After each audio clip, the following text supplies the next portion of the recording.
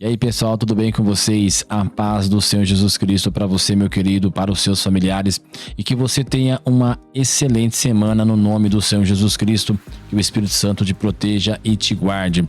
E a gente vai para mais uma reportagem, digamos, para mais um vídeo sobre as manchetes da semana. Eu já quero de antemão me desculpar com vocês porque não pude fazer alguns vídeos, porque, como eu disse, está entrando mês de recesso das aulas e meu filho então tá ficando mais tempo em casa, porque tem conselho, tem reuniões, tem feriados, e escolas públicas, né, elas acabam emendando muita coisa, então isso fica realmente um pouco complicado. Mas a gente vai entrar em detalhes agora um pouquinho mais à direita, porque além dos sites de praxe, né, relacionado à vida gospel, à vida cristã, nós vamos falar um pouquinho sobre a nossa liberdade de expressão. Então a gente vai para as reportagens da Gazeta do Povo, né? Então depois da vinheta eu vou entrar um pouquinho mais em detalhe para que você entenda que a nossa liberdade de expressão agora ela está em jogo de verdade, só que já saiu uma decisão do STF e agora de forma extrajudicial, dependendo do que você falar, até mesmo, né, o povo gospel cristão falando sobre Cristo, alguém pode se sentir de repente ofendido por essas pregações e aí simplesmente ela própria fazer um comunicado, uma notificação para a plataforma e seu vídeo ser derrubado. Então, gente, a situação realmente ela é bem constrangedora e ela merece atenção, porque ela realmente traz um impacto muito grande para nós, porque é assim que começa um estado totalitário e ditatorial. Então roda a vinheta que a gente vai direto para o que interessa.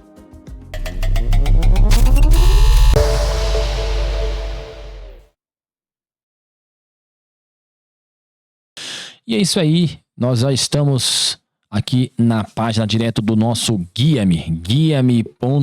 Oh, glória a Deus, que o Senhor Deus nos guie sempre e guie você, né? Porque toda decisão que nós tomamos na nossa vida, ela vai gerar um impacto. E nós temos que medir esse impacto, planejar, né? Se ele vai ser bom ou se ele vai ser ruim. E toda decisão que nós tomamos baseado na Bíblia, ela sempre vai nos trazer resultados bons. Tudo que você for fazer, se você verificar que vai te trazer algo ruim, então pare e pense, porque provavelmente não está condizente com a Bíblia, porque Deus jamais vai te trazer alguma coisa que vai te trazer depois impactos ruins. Então toda decisão baseada na vontade de Deus, ela sempre vai trazer coisas boas. Bom, vamos lá, sem mais delongas, a gente vai entrar aqui na reportagem. Nós temos aqui o guiame.com e nós estamos aqui também no Folha Gospel. Eu queria falar um pouquinho sobre essa reportagem aqui, que fala sobre livro mostra como mudar uma igreja tóxica. E é interessante a gente também saber disso, porque o que é uma igreja tóxica para você, meu querido, que está aí do outro lado? Qual é a sua visão a despeito do que é ser uma igreja tóxica, né? O que vem a ser uma igreja tóxica? E esse livro ele vai falar um pouquinho sobre isso. Vamos dar aqui uma pequena introdução. O novo livro reúne práticas, relatos e ferramentas para igrejas que desejam não apenas sobreviver, mas se transformar em comunidades acolhedoras. Você já se perguntou, meu querido, por que às vezes eu me pergunto, né, e na congregação com alguns irmãos a gente se pergunta o seguinte: por que muitas igrejas hoje elas não vivem o sobrenatural de Deus como as igrejas primitivas, né, onde havia muitos milagres que aconteciam de fato milagres mesmo, né? O que está faltando? Então a gente começa a entender que essa toxicidade, né, ela tá entrando devagarinho na igreja. A igreja precisa ser moderna, essa é a visão do mundo de hoje. Mas essa modernidade, ela não pode interferir de modo algum, né, na liturgia da igreja, aquela liturgia que vem com as raízes da igreja primitiva, que é primeiramente a obediência ao Senhor Jesus Cristo, a obediência a Deus e a santidade que tem que haver. A igreja sem santidade, a Bíblia fala que sem santidade um homem não verá a Deus. Então, primeiramente, tem que haver a santidade, né? E isso começa com boas práticas, seguindo justamente o modelo da igreja primitiva. Problemas haviam lá, lógico. Problemas sempre vão, sempre haverá na igreja, mas eles têm que ser mitigados ou pelo menos bem diminuídos, né, e atenuados. Vamos entrar aqui na reportagem que diz o seguinte, ó: Em uma igreja chamada Tove, né? Scott McKnight e Laura Barringer encararam uma ferida ignorada por décadas dentro de instituições religiosas. A existência de culturas eclesiásticas tóxicas, marcadas por violência, silenciamento de vítimas e liderança narcisista. O impacto foi imediato. O termo Tove, palavra hebraica para bom, tornou-se símbolo de esperança entre os que ainda acreditam que a fé pode sobreviver aos abusos da religião. 5 anos, os mesmos autores voltam com o Pivot, uma solução direta para aquele diagnóstico. Desta vez, a denúncia cede espaço à construção. O novo livro reúne práticas, relatos e ferramentas para igrejas que desejam não apenas sobreviver, mas se transformar em comunidades acolhedoras. No texto do livro, pivotar significa mudança de direção, que, segundo os autores, demanda esforço, dedicação e coragem para ser concretizada. Gente, é muito interessante. A reportagem aqui é até grande, eu não vou discorrer muito, né? Não vou me prolongar, porque ainda tem aqui a reportagem aqui que eu quero entrar em detalhes a respeito das decisões que foram tomadas com relação, né, à mudança, né, parcial, digamos assim, no artigo da lei de marco temporal, né, o marco civil da internet. E o STF, eles se debruçaram sobre isso a pedido de alguns partidos para tolirem, né, digamos assim, a nossa liberdade de expressão nas redes sociais. Então, eu não vou tomar muito tempo para a gente tentar enxugar ao máximo e conseguir entender a mensagem, né, essas reportagens dentro do tempo estipulado aí de pelo menos uns 20 minutos, para que a gravação não fique muito longa e também não fique taxativa. Mas em relação aqui a essa reportagem, ao que o livro está dizendo, é algo muito interessante nós entendermos que essa questão tóxica das igrejas hoje em dia, ela realmente tem crescido, e é uma coisa crescente. Apesar do evangelho estar crescendo, né, está se expandindo, muitas outras pessoas se rendendo, né, ao evangelho de Cristo, a gente também está vendo que a modernidade desse tempo, deste século, tem também penetrado devagarinho, né, nas igrejas, né, de forma na surdina, digamos assim, porque a gente vê muitas igrejas hoje muito modernas, né, modificando a parte litúrgica da igreja com modernidade, muita vaidade. Salomão fala que tudo nessa vida é vaidade, né? Então acaba mudando um pouco da liturgia, um pouco da mensagem, a estrutura. Então não pode fugir muito daquilo que é a parte estrutural e os pilares do evangelho, né? Os pilares da igreja. E isso está acontecendo muito. Então tem que se prestar muita atenção, né? Não é só na questão de vestimentas, mas no modo como se relaciona a vida social da igreja, tanto na parte interna, né, intrínseca com seus membros, como também a relação com as demais pessoas da sociedade. E a gente não pode deixar que coisas deste mundo entre na igreja, né, como conceitos, ideologias, né? A igreja não pode se moldar ao mundo, né, as mudanças do mundo, mas ela tem que permanecer a mesma e procurar influenciar o mundo e não ser influenciada pelas decisões do mundo ou pela a suposta modernidade do mundo. Então a gente vê aí uma crescente escalada com relação à liberação das drogas, à liberação do aborto, né, ideologia de gênero, e a igreja ela tem que se posicionar de forma firme e não mudar, né, os seus valores, tá certo? Então fica aí para vocês lerem um pouco mais sobre essa reportagem. Não vou discorrer mais para que a gente não tome muito tempo. E a gente vai agora aqui no site do guiame.com.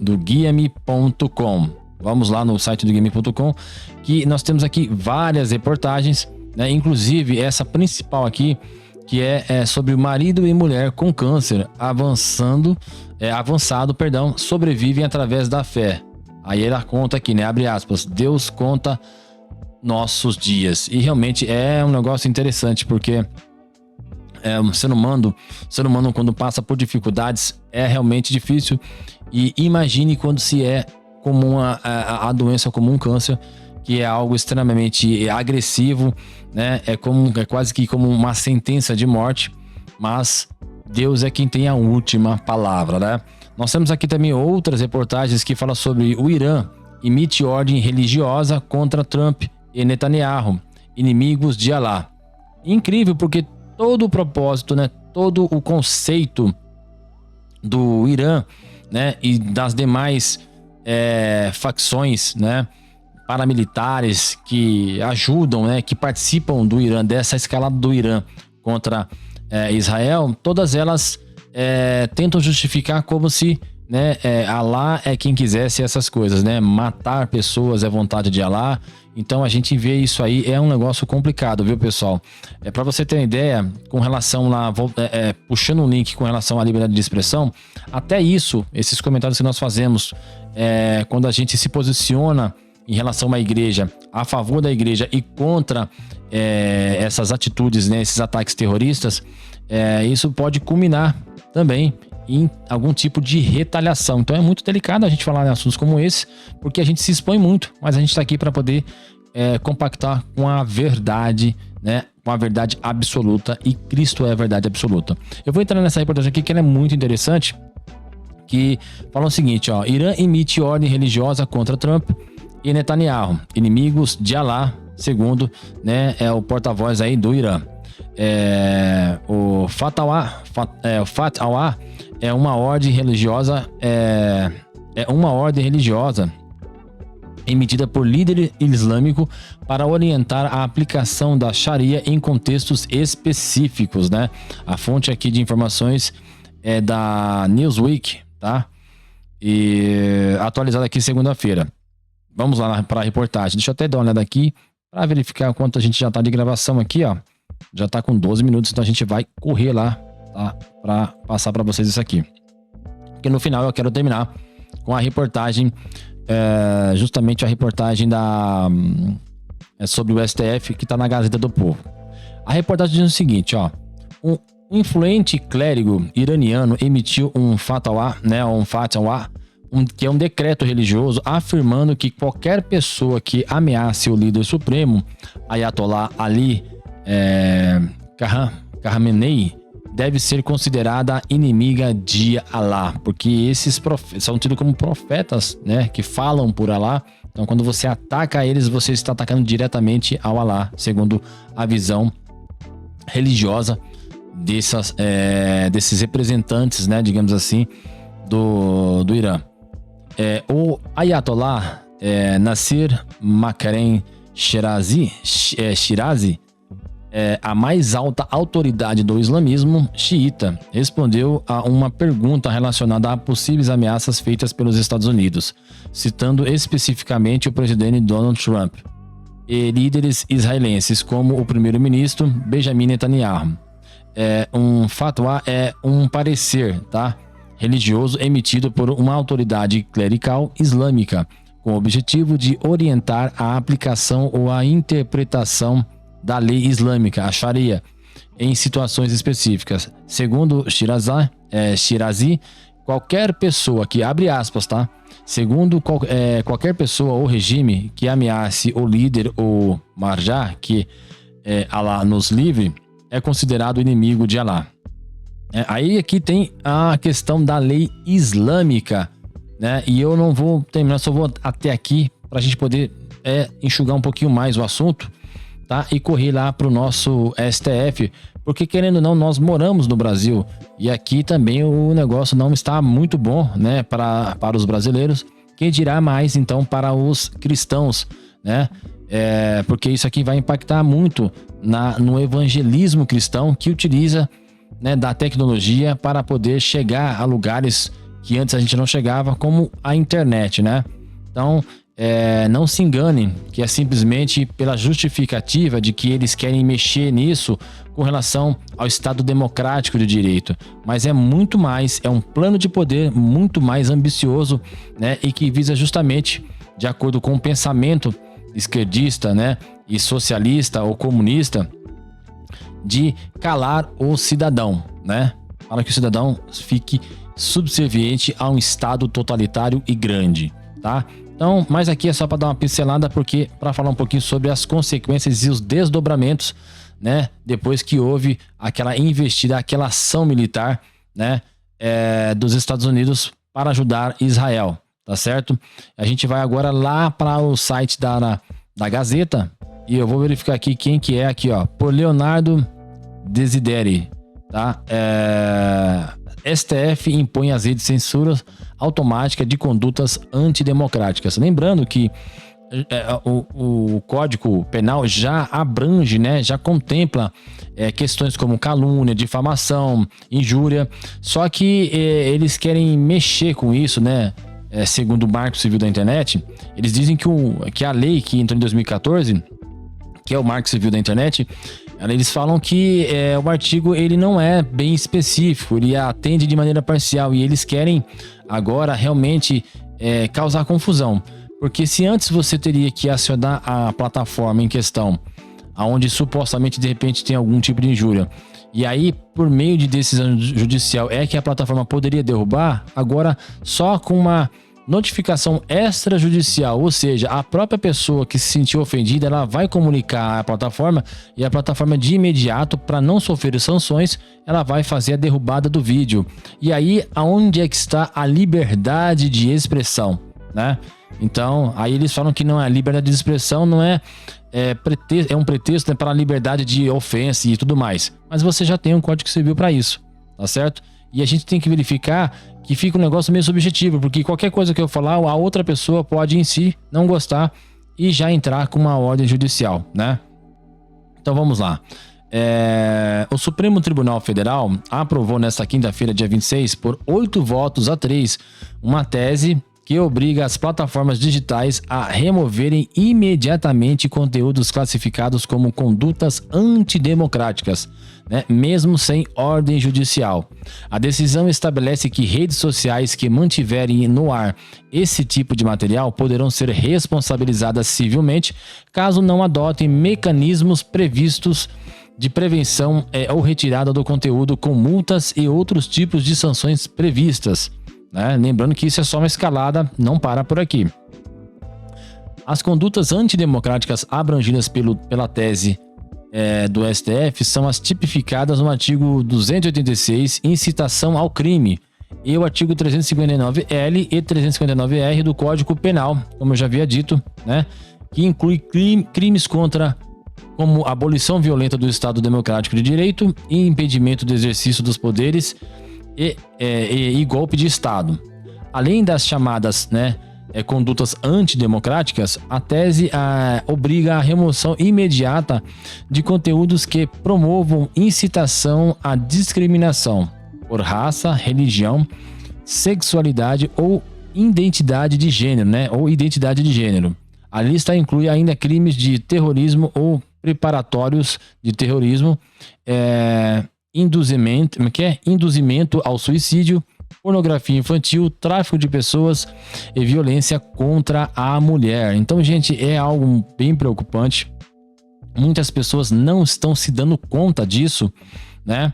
E é aquela história, você precisa prestar bem atenção nisso, gente. Nós precisamos prestar bem atenção e compartilhar com as pessoas, porque se vocês acham, né, essas pessoas que não prestam muita atenção para isso, acham que um dia não vão chegar em vocês, vão chegar. Até mesmo naqueles que são ativistas esquerdistas, porque eles estão sendo, de uma forma ou de outra, manipulados por um sistema que quer causar justamente o caos, né? E quando eles mesmos precisarem, eles já vão estar engessados e amarrados, tomados pela ideologia de um sistema satânico que é muito maior do que eles pensam, do que aqueles ativistas menores pensam, né? E acabam promovendo isso.